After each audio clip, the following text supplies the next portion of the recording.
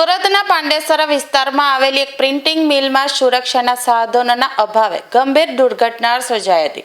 પાંડેસરા જીઆઈડીસીની પારસ print private લિમિટેડમાં ઈટીપી પ્લાન્ટની underground ટાંકી સાફ કરવા ઉતરેલા 4 કામદારો ઝેરી ગેસની ગુંગળામણને કારણે બેભાન થઈ ગયા હતા, જેમાંથી 3 શ્રમિકોના કરુણ મોત નીપજ્યા હતા, જ્યારે એક કામદારની હાલત હજુ પણ ગંભીર જણાવાઈ રહી છે।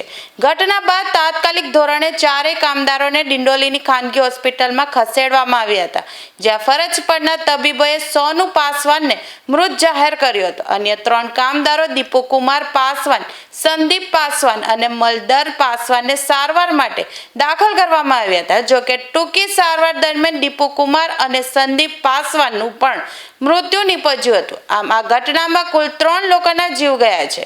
મલદર પાસવાન હાલ હોસ્પિટલમાં જીવન મરણ વચ્ચે ઝોલા ખાઈ રહ્યો છે।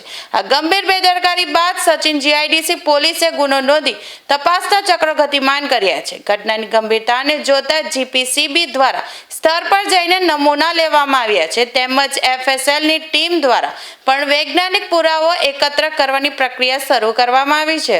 मेरा नाम जोखन पासवान है, हम लोग बिहार से हैं। ठीक है, तो जो डेट किए हैं वो हमारे जीजा थे। घटना बनी कि जो परस मिल है फैक्ट्री, तो उसमें वो लोग काम करते थे। तो उसमें बोला कि एक केमिकल का गटर था, वो गटर साफ करने गए तो एक गए तो बारी बारी से जो 4 लोग चारों उसी में चले गए। पाँचवा लड़का जो चाय लेने गया था, तो जब चाय ले गया तो वो देखा तो यहाँ पर कोई नहीं, तो वो जाके बाहर में हाला किया।